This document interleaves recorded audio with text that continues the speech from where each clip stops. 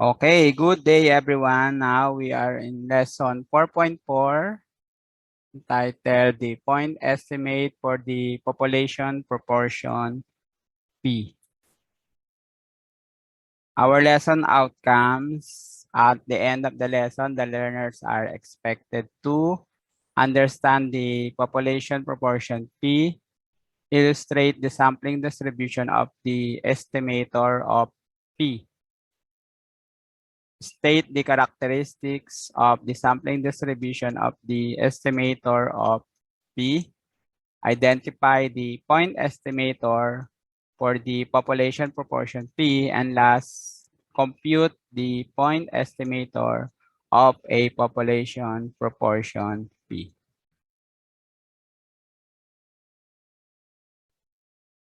Surveys are common to elicit people's perceptions about emerging issues. They provide information to the public so that they will be guided accordingly in their day-to-day actions. For example, a public opinion surveys in Philippine elections setting. A TV network conducts a public opinion survey on issues that relate to the president's policies, people's health, government officials, conduct, and so on. Another example itong barangays conduct surveys to determine the number of constituents in their respective areas. Many decisions are based on countable observations obtained from surveys. However, to be credible and meaningful, these countable observations should represent a random sample from a target population. For example, itong TV networks should report survey results obtained from the randomly selected respondents of a target population. Proportions can be obtained from samples or populations. In symbols, ito yung mga symbols na gagamitin natin. Small n, number of observations in a simple random sample.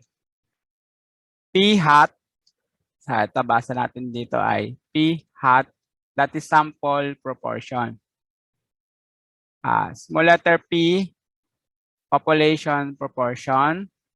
And to get the P hat, that is the ratio of number of desired outcomes over numbers of sample elements. For sample proportion, we have the notation as P hat is equals to X over small n. And to get the Q hat, it is 1 minus P hat, where big X is the number of sample elements that possess the desired characteristics of small n is the sample size.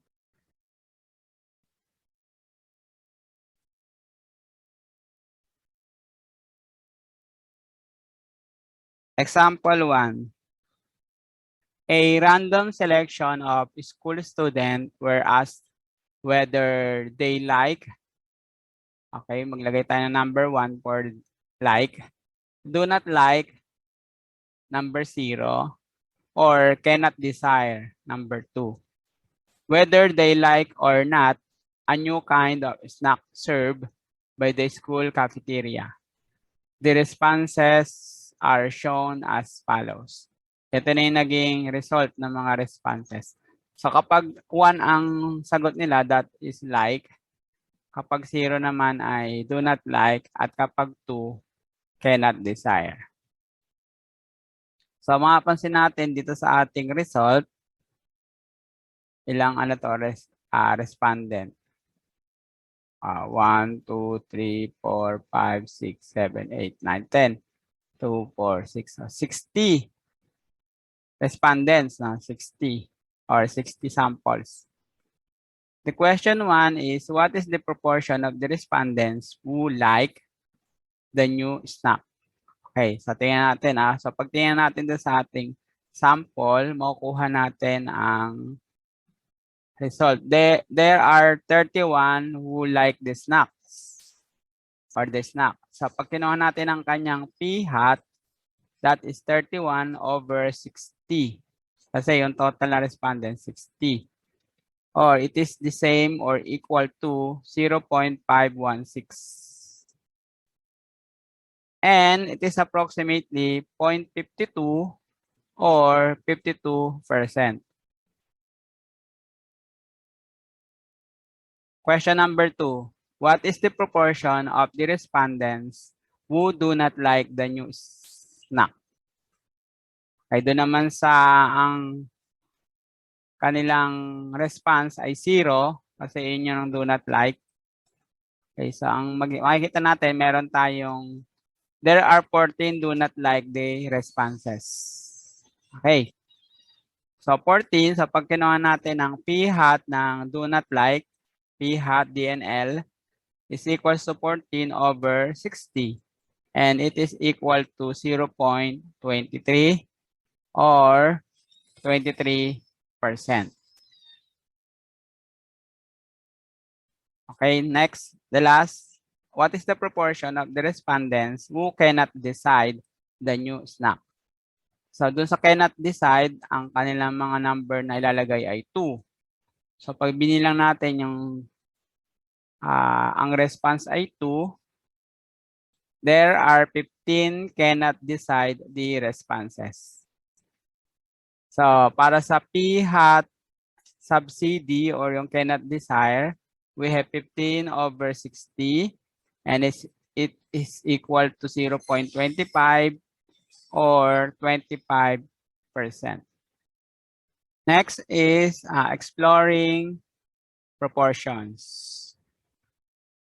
Proportion is a fraction expression where the favorable response is in the numerator and the total number of respondents is in the denominator. For example, so we have example number 2, the job satisfaction. In a job satisfaction survey in a certain company, 700 employees were asked if they were satisfied with their jobs. There were 518 who responded with a yes. What proportion is this? And second question, what proportion responded with a no? Okay.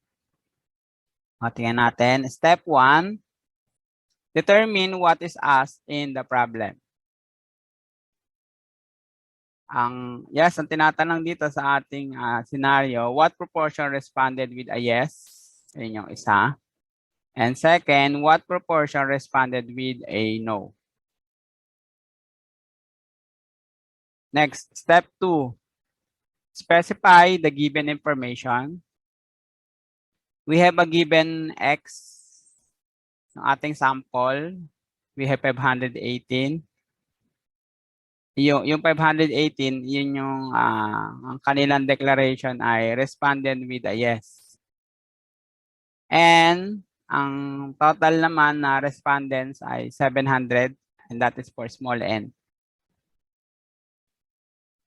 Then step 3, write the representations for computing the desired proportions. So we are going to use P hat to represent the proportion of yes responses. And we are going to use Q hat to represent the proportion of no responses. Next, step 4, write a formula for computing the proportions. So, ang formula natin for P hat equals X over N at to get naman yung Q hat, that is 1 minus P hat. Step 5, substitute the given values in computing formula and then solve. So for P hat, we have equals big X over small n, and big X is 518, while the small n is 700. So 518 divided by 700, we have 0.74, while on Q hat, and that is the difference of 1 and P hat. So 1 minus P hat, where P hat is 0.74, 1 minus 0.74 is equal to 0.26. Step 6, answer the questions raised in the problem. So the proportion of the yes responses is 0.74 based on sa ating result, step 5, yung P hat. This means 74% of the respondents responded yes, and the proportion of no responses is 0.26. Yun yung result ng Q hat sa step 5. And that is 26% respondent no. Next is the characteristics of the sampling distribution of P hat.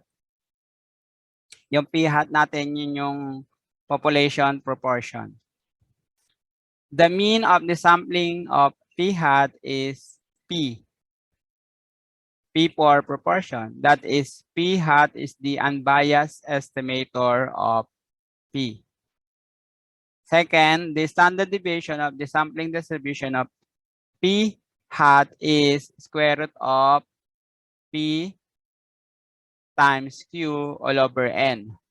That is Q sub or sigma sub P is equal to square root of P Q all over N, where Q is the difference of 1 and minus P. And the third, for large samples, the sampling distribution of P hat is approximately normal. The sample size is considered large if the interval of P hat plus or minus 3 sigma sub P does not include 0, like P is equals to 0.001, or 1 like P is equals to 0.999. So, hindi natin i-include yung saktong 0 at yung saktong 1.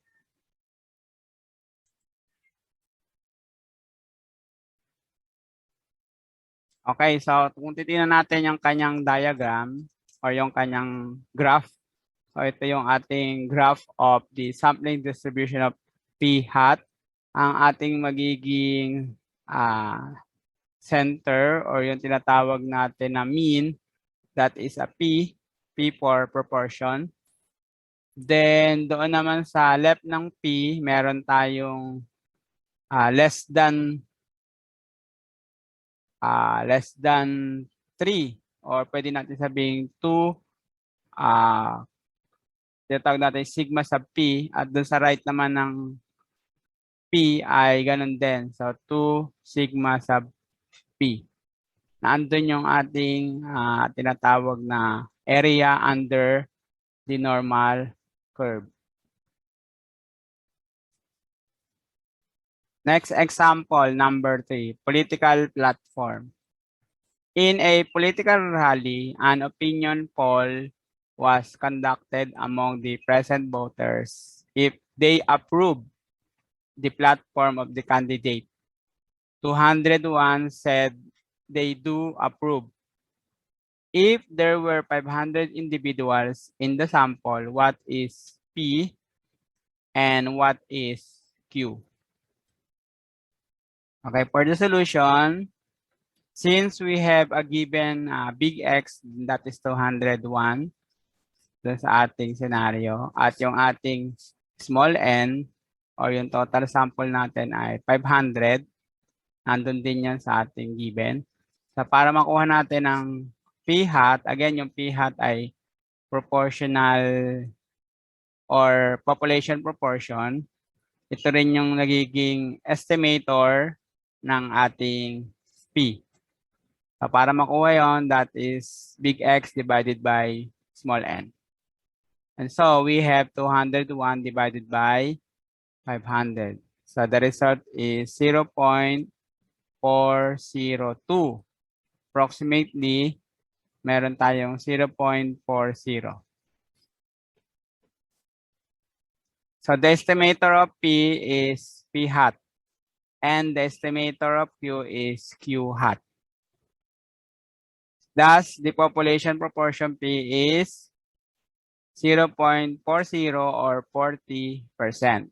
Okay, so meron na tayong sagot doon sa ating population proportion na P. Ang sagot natin dito ay 40%. Next, since to find Q, it is 1 minus P.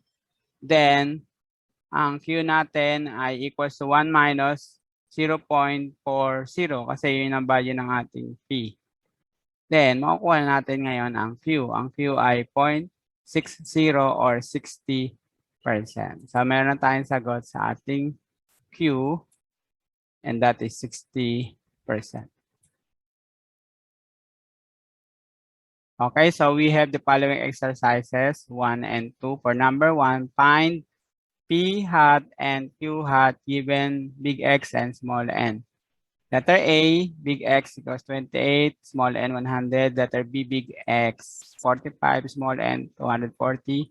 C, big X 120, small n 1000. Letter D, big X 234, small n 1500.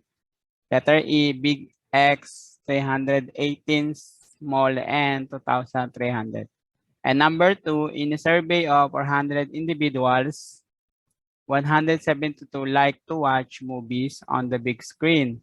Estimate the true population proportion P and Q, where P hat is the proportion of those who like to watch movies on the big screen based on the sample.